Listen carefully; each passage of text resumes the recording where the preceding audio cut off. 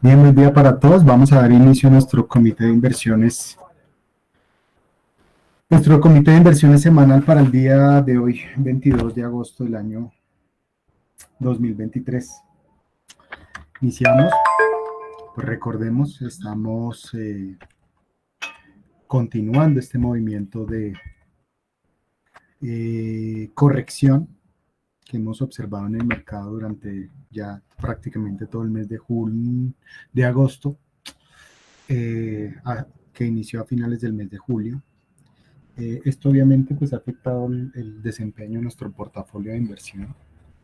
Lo vimos cercano al 3%. Estamos muy similares en términos de caída al índice Standard & Poor's 500, 4.08 versus 4.12%. Tal vez lo único favorable que ha ocurrido es que hemos presentado una menor golpe de caída o desde el punto máximo hasta el punto mínimo durante el mes. Hemos caído un poco menos que el Standard & Poor's y pues también se ve aquí en los resultados, manteniendo una correlación del 0.83%. Si ustedes han prestado atención a los movimientos que se han presentado, sobre todo las últimas 2 semanas, hay una gran, digamos, correlación inversa entre el movimiento del mercado y lo que viene presentando con las acciones principalmente de tecnología. De hecho, la semana anterior, que fue una de las semanas tal vez más duras del mes,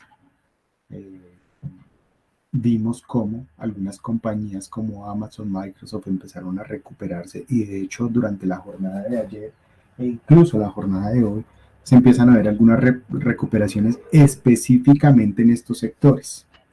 De todas maneras hay una serie de variables o factores que ingresan a los cuales hay que prestar mucha atención porque son factores que no estaban en el radar, digamos, del mercado de una manera tan fuerte como lo es ahora y que podrían ser catalizadores incluso de una corrección mayor. Entonces, si bien es cierto, nosotros ahora estamos muy cargados en el sector de tecnología, principalmente por los movimientos que se han presentado durante el día viernes. Fue una caída pequeña del Standard & Poor's. Ayer, donde se empezó a tomar fuerza el índice Nasdaq, una valorización cercana al 1.5%. Y el día de hoy, donde también se ven algunas valorizaciones en este sector, de todas maneras no es una invitación desde ya a, digamos, tomar una posición fuerte. Les recuerdo que nuestros stop loss funcionan muy rápido. Entonces, estamos tratando de jugar con el mercado, sí, pero con mucha cautela. Y la cautela está directamente influenciada por estos factores de los cuales vamos a hablar el día de hoy, que son muy relevantes para tener presente. Miren ustedes que a pesar de que la energía ha presentado también un repunte significativo, incluso después del ataque de Ucrania exitoso a Rusia, si lo puedo llamar así, de todas maneras en Europa hay cierto, digamos, no sé si llamarlo temor, un ambiente no tan claro de lo que podría ser, porque este invierno realmente va a ser el test de qué tan efectivo fue o qué tan efectivo fue Europa a reemplazar o en reemplazar mejor toda la oferta de energía que venía de Rusia. Entonces hay mucho escepticismo, creo yo, todavía en el mercado frente a qué tan eficiente va a ser ese reemplazo de Rusia como proveedor de servicios de energía en China para este periodo de invierno. Realmente este fin de año sí que va a ser un año que va a estar medido por ese factor. Y les recuerdo que el año anterior, en el año 2022, una de las grandes razones por la cual observamos una valorización tan fuerte en energía fue ese. Prácticamente todo el mundo dependía, pues en Europa todos dependían de Rusia, y después lo que vimos fue una caída significativa pues en otros sectores que iniciaron con ese conflicto que pues aún no termina, ¿no? Entonces la energía podría ser una oportunidad muy puntual, creo yo, pero de manera estructural no es algo a lo que nosotros le estemos apuntando todavía. Hay que seguir monitoreando ese sector. Pero por ahora, ustedes ven nuestra apuesta grande en este momento en tecnología y telecomunicaciones.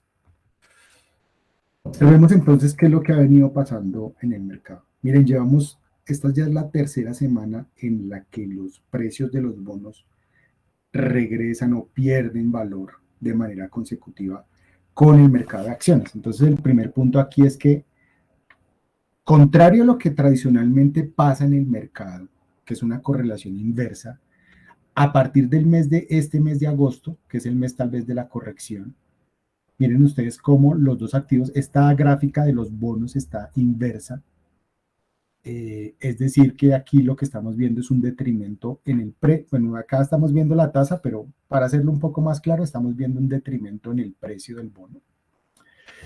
Para hacerme entender simplemente, no se fijen por favor en este. Pero lo que es más relevante es ver que, ustedes lo saben, tradicionalmente la correlación era inversa y aquí hay una correlación muy directa entre la caída del precio de los bonos o el incremento en las tasas de interés y la caída en el precio de las acciones. Algo que no es lógico, digamos, desde el punto de vista macroeconómico, financiero o lo que uno ve tradicionalmente en la universidad. Esto en algún momento debe cambiar, pero lo cierto es que la tasa de interés de los bonos, aquí está, sí está en su eje correcto, la tasa de interés de los bonos de 10 años, miren ustedes que ya alcanza niveles 2007. Sí, épocas atrás, cuando la inflación estaba más alta, los bonos de 10 años alcanzaron tasas mucho más altas y eso digamos, no lo voy a discutir ahora, pero lo que sí llama la atención es estos niveles máximos que realmente tendrían, no tendrían por qué presentarse, creo yo, si la Reserva Federal tuviera claro todo su tema cuantitativo, su política cuantitativa. Y esta semana, ustedes saben, hay muchos eventos y aquí también hay otros factores que empiezan a incidir en por qué razón estamos viendo esta tasa de los bonos subiendo tanto. Factores de los cuales vamos a hablar a continuación.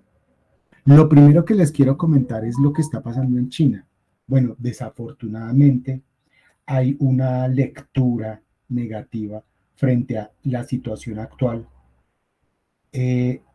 frente a la situación actual en China y hablo del crecimiento económico.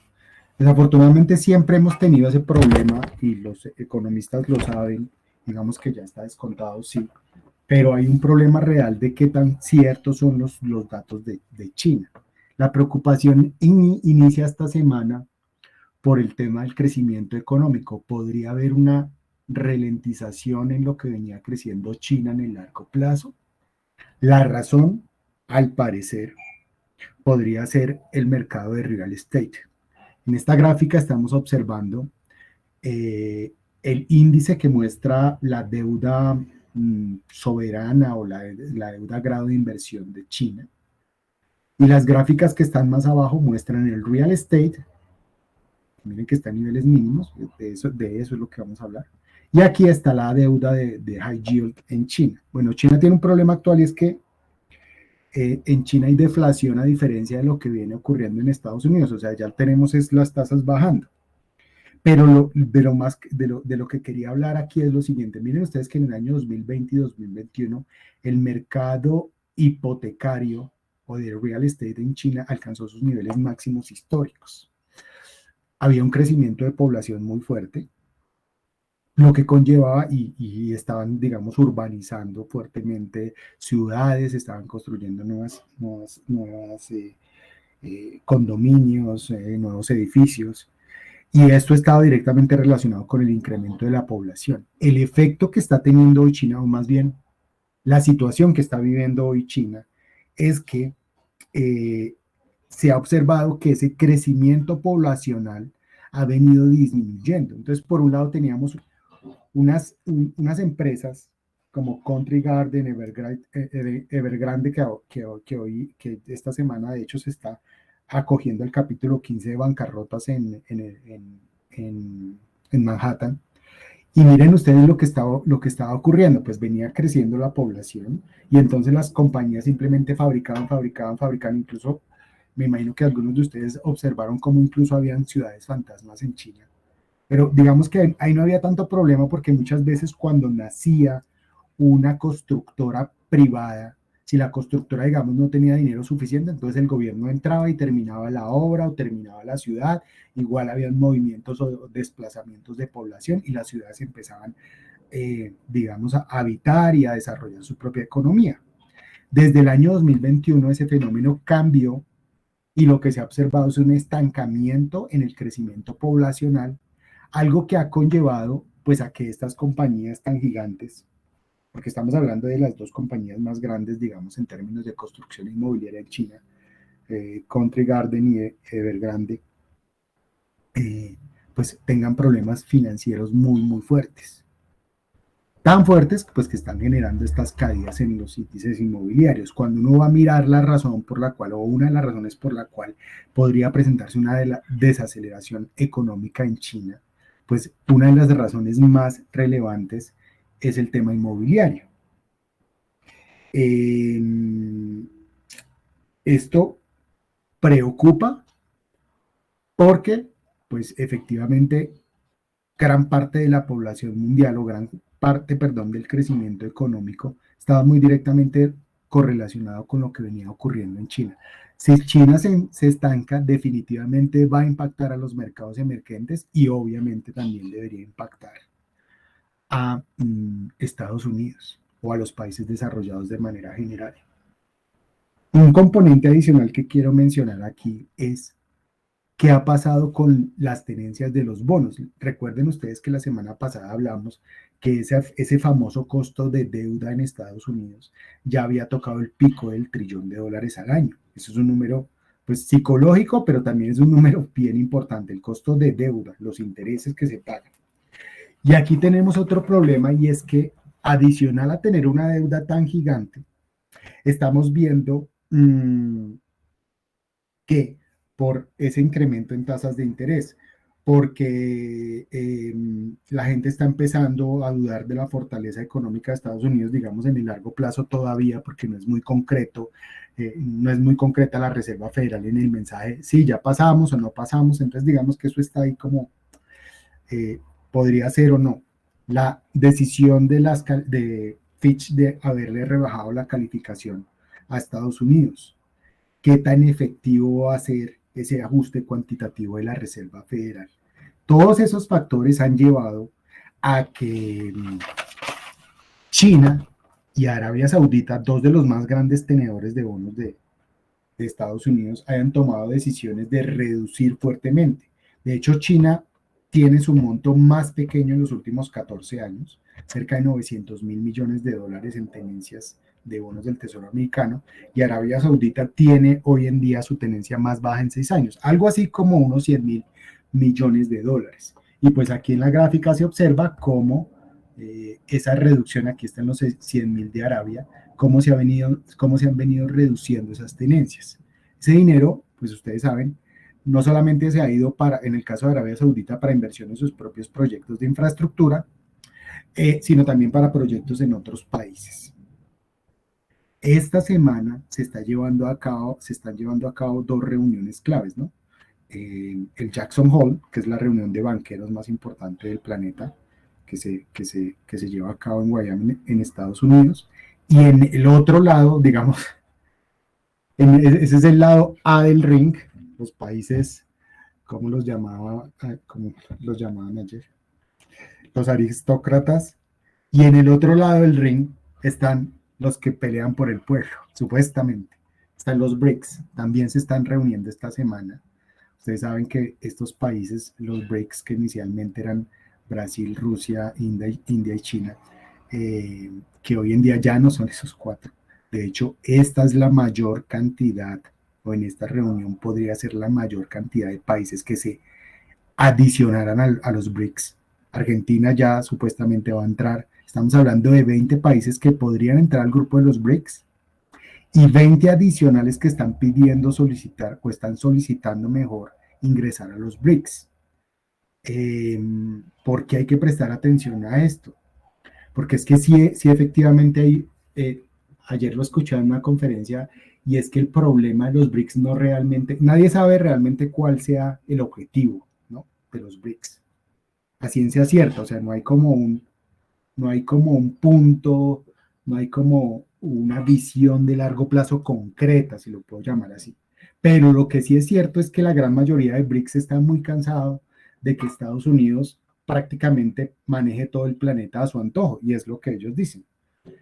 En China, sanciones económicas. Rusia, sanciones económicas.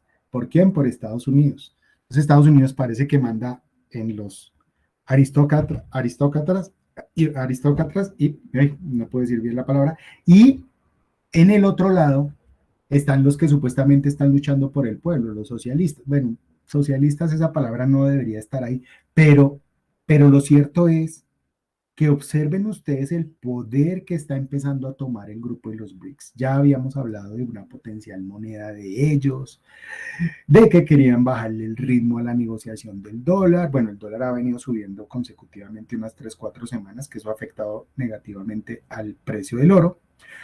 No es tema aquí, pero sí hay que prestarle mucha atención a esas decisiones, porque ya se vuelve un grupo poderoso. Estamos hablando de unos casi 50 países, casi la mitad del planeta, luchando contra lo que era ese poder que tenía Estados Unidos y digamos el grupo que apoya a los Estados Unidos. Entonces, sí, serían emergentes versus los desarrollados, pero hay que ver cómo se desarrolla esa reunión. Hacia dónde van, cuáles son sus objetivos reales, pues vuelvo y repito, en este momento no se sabe, pero sí está afectando la tenencia o la credibilidad que los inversionistas internacionales tienen frente a la deuda de Estados Unidos. Está afectando eh, las tasas hipotecarias a nivel mundial. Miren lo que está pasando con la tasa de los 30 años en Estados Unidos, que ya supera el 7.5%. Y aquí sí que hay un problema de confianza en los dos lados. Por un lado está, esta tasa no se veía en 23 años, mira, acá está el 2000, año 2000. No se veía una tasa tan alta en hipotecas en Estados Unidos desde hace 23 años. Y esto está generando un congelamiento. Mire, póngase en el lado del vendedor. Yo soy una persona que tiene un inmueble, el cual estoy pagando hoy en día, no sé, tal vez estoy pagando un 3, 4% por mi hipoteca, porque fue a tasa fija, y quiero vender el inmueble. Pero es que si yo vendo el inmueble en este momento, tengo un problema. Esa tasa que yo tenía el 4% ya no me la van a sostener si voy a comprar otro. Yo tengo que ir al banco, comprar, o sea, no sé, tengo una casa de $500,000 y quiero comprar una 700,000.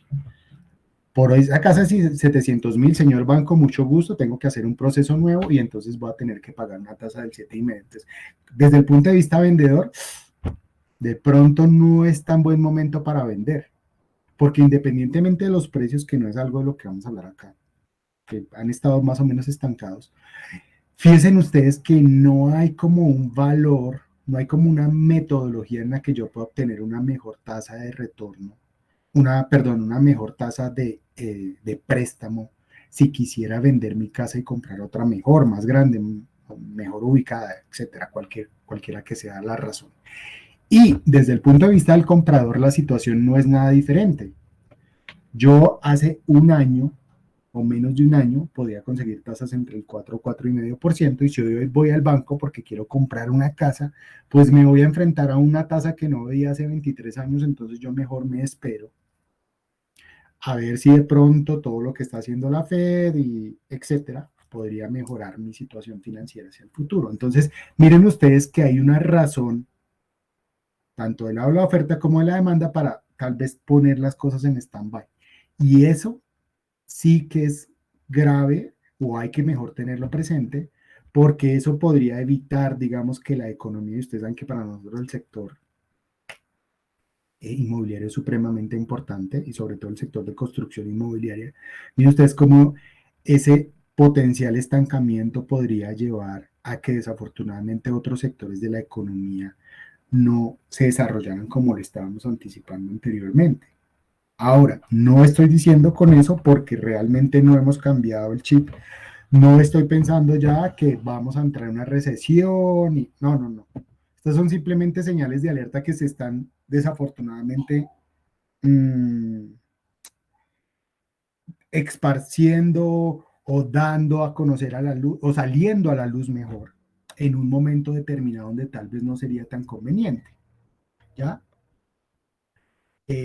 Hay que prestarle mucha atención a eso. Yo quería traer una gráfica final porque me llamó la atención mucho lo que está pasando con el Bitcoin. Y es que ayer me llamó un inversionista, bueno, de Europa y me estaba preguntando, pero ¿por qué cayó tanto el Bitcoin? Si todo estaba bien, si no, no afectó que estuviera la SEC encima de Binance, no sé qué. Bueno, ellos tienen una posición grande. La razón que yo encontré para esto, para los que invierten en este tipo de activo, el cual a mí no me gusta para nada, en estos tipos de activos, es la siguiente. Yo le decía a él, el Bitcoin y otros tipos de activos dependen mucho de lo que pase con el mercado de acciones en Estados Unidos. Si el mercado de acciones en Estados Unidos está tranquilo, tranquilo, si tenemos, no, no estoy hablando de un VIX, sino simplemente hay un desempeño tranquilo, el Bitcoin simplemente puede subir, generalmente va a tener un movimiento al alza, un movimiento tranquilo, porque no hay ninguna variable macroeconómica que lo vaya a afectar. Pero hay un problema, y es el problema que creo que yo encontré, y es que cuando el mercado accionario tambalea, no solo tambalea el Bitcoin, tambalean muchas cosas, pero el Bitcoin o los cripto o las criptomonedas, perdón, tienen un golpe muy, muy fuerte. Y eso tiene que ver con que hay esas famosas ballenas, como las llaman en el mercado de Bitcoin, que son generalmente inversionistas institucionales. Entonces, ¿qué es lo que pasa? Desde mi punto de vista, ¿no? Y respeto cualquier otro punto de vista porque es lo que yo pienso que puede estar pasando. Parece ser que cuando el mercado se pone muy nervioso, el Bitcoin puede perder fácilmente 5 o 8%. ¿Por qué? Porque simplemente no hay nadie que le ponga el pecho y no tendría por qué hacerlo a un activo que no tiene ningún respaldo. Simplemente es una orden de un institucional. Vendan todo y lo que es más fácil de vender, pues este tipo de activos. Y ahí es donde yo veo que existe un riesgo muy, muy grande en estos mercados. Creo yo entonces que, y fue la pregunta que me hicieron, y entonces, ¿cuándo vamos a entrar? Les dije, pues muy seguramente, no cuando el mercado de acciones repunte, no, es cuando el mercado de acciones vuelva a estar tranquilo, muy tranquilo. O sea, eso no va a ser en el corto plazo. El resto simplemente van a ser unas peleas tontas entre compradores y vendedores grandes ahí tratando de sostenerlo, pero de largo, largo plazo no hay una razón fundamental para que lo vean. Les quiero compartir esto al margen, ustedes saben que no me gusta el activo, pero me llamó la atención esa discusión que tuve el día de ayer y por eso se las comparto. En cuanto a la percepción del mercado, es decir, ¿qué es lo que piensan los inversionistas hoy día? Miren ustedes que estamos continuando disminuyendo, vamos hacia el lado de neutral, ya no estamos tan felices.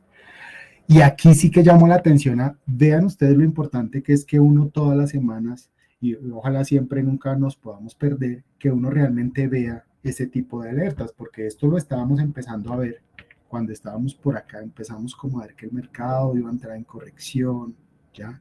Entonces, espero que estemos como tranquilos porque lo anticipamos bien.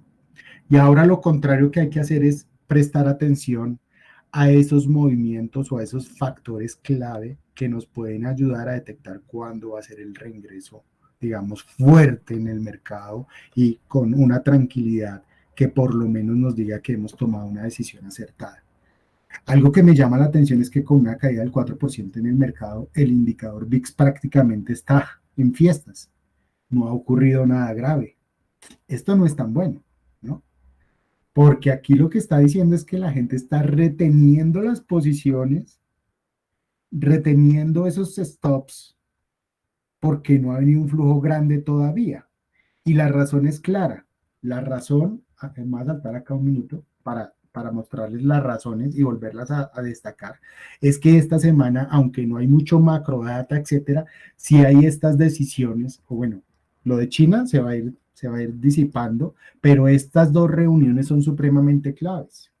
Pues ahí va a volver a hablar Jeremy Powell, de pronto meta la pata otra vez, no lo sabemos, pero sí existe, digamos, este componente que creo yo, pues no ha dejado o no ha animado, digamos, a los grandes vendedores a romper aquí el indicador VIX. Entremos a mirar un poco la gráfica de hoy porque me llama la atención lo que está ocurriendo en el mercado. Pues tenemos ese canal alcista que ustedes recuerdan, yo primero había dibujado estas puntas, aquí lo único que hice fue desplazarlo al alza, pues porque este fue el único, la última resistencia, pero miren ustedes lo que ha pasado, él está buscando las medias móvil, la media móvil 100, aquí tenemos una zona bien importante, mírenla acá, es el mismo nivel, podría ser un nivel de soporte interesante. Entonces, miércoles, jueves, viernes, si no hay una ruptura aquí a la baja de media móvil 100, podría ser una zona interesante para empezar a comprar. Porque es que aquí ya tenemos un 4% ganado para los que están líquidos y el costo oportunidad o el riesgo retorno mejor, estamos hablando de cerca a ese 4.200 que siempre le hemos mencionado, pero miren ustedes que hacia arriba hay un espacio bien, bien interesante. ¿Ya? Entonces, cuando uno quita ese ruido del Jackson Hole y la reunión de los BRICS, si todo sale bien, miren ustedes que lo de China ya pasa a ser como lo mismo de antes, ¿no? Solamente hay que prestar atención como el día a día que viene ocurriendo con esos datos, porque sí efectivamente hay un tema, el tema inmobiliario en China es gigantesco y eso obviamente pues podría darle un coletazo al mercado, digamos, en general. Pero pero no creo que sea tan fuerte, ¿no? Es que aquí lo que tenemos son tres componentes que están generando como mucha volatilidad al mismo tiempo. Pero aquí hay una oportunidad y cuando ustedes miran la parte inferior, yo a algunos de ustedes cuando nos reunimos en persona les decía, a mí me gusta más mirar esta línea roja cuando se empieza a aplanar, porque esa línea roja, que es la media móvil de largo plazo del indicador de MACD, es esa línea roja, lo pueden montar en cualquier gráfico, simplemente MACD normal, aquí no hay nada del otro planeta. Pero lo más interesante es ver cuándo se empieza a aplanar. Y cuando se empieza a aplanar de verdad, generalmente, miren aquí, por ejemplo, se empieza a aplanar la roja, siempre la roja. Y miren ustedes que el mercado de verdad empieza como a tomar otra forma. Es 80 o 90% de las ocasiones. Aquí todavía no está, pero por eso es tan importante seguirla estos días, ¿no? Para saber si sería tal vez una buena oportunidad de reingresar en el mercado. Porque si hay muchas acciones que han perdido gran valor en estas semanas y por eso creo que vale la pena seguirlo. Para ver si de pronto podemos entonces tener un fin de mes por lo menos que no terminemos en -4, ¿no? Yo estoy aspirando que si eso, que si lo de Jackson Hole y lo de los BRICS no genera ruido, pues podríamos por lo menos terminar un mes con un decente -2 o cosas por ese estilo. Eh, no va a haber fuerte volatilidad. Miren, incluso la semana pasada, después de la publicación de las reservas, de la publicación de las minutas de la Reserva Federal, el mercado pues sí continuó cayendo, pero no es porque las minutas per se dijeran, es que vamos a subir más tasas, no. Simplemente porque las personas todavía tenían en la cabeza el comentario de Jeremy Powell. Podríamos volver a subir las tasas de interés. Entonces, por eso es tan importante la reunión de Jackson Hole esta semana. De pronto cambie su discurso y créanme que el mercado puede cambiar de una manera muy rápida. Ese es como el tema. Miren aquí que no hay algo que sea de mediano y largo plazo. Estos drivers realmente son de muy corto plazo. O sea, aquí no hay una situación latente, a excepción del tema inmobiliario en China, pero aquí no hay una situación latente como guerra Rusia o conflicto mejor Rusia-Ucrania, sino son como cosas muy puntuales que podrían Y eso es lo chévere cuando son cosas puntuales, podrían, ya el lunes podemos tomar una decisión de largo plazo, no sé, los BRICS le declararon la guerra a Estados Unidos, van a sacar su propia moneda, no van a transar en dólares. Eso, obviamente eso va a generar mucha volatilidad en el mercado. Jeremy Powell abre la boca otra vez y llega y dice, no, definitivamente nos faltan 2 subidas de tasas de interés. Ahí vamos a tener una consecuencia, pero va a ser algo rápido, no tenemos que esperar a que... Entonces el lunes se va a definir el lunes y durante esta semana. Yo creo que estas dos noticias nos van a llevar a situaciones muy, muy concretas que nos van a favorecer para tomar decisiones rápidas, que es lo que al final tratamos de buscar. Bueno, les agradezco como siempre su participación en nuestro comité. Vamos a trabajar en la grabación y ahora se los comparto. Feliz día para todos.